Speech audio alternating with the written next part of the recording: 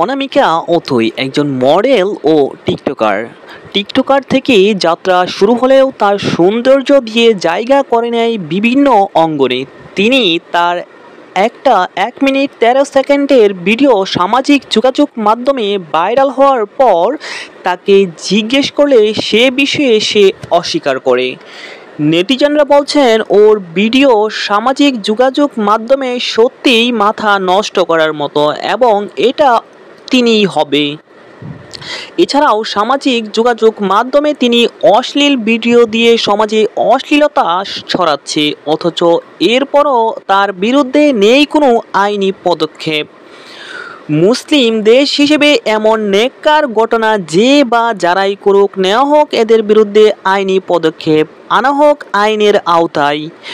ভবিষ্যৎ প্রজন্মের জ্ঞানের সঠিক ব্যবহার করতে এ সমস্ত ভিডিওর বিরুদ্ধে নিতে হবে সঠিক সময়ে সঠিক পদক্ষেপ নিতে পারলেই ভবিষ্যৎ প্রজন্মের জ্ঞানের হবে সঠিক ব্যবহার, কমে আসবে ধর্ষণ, ছিনতাই ও মাদকাসক্ত।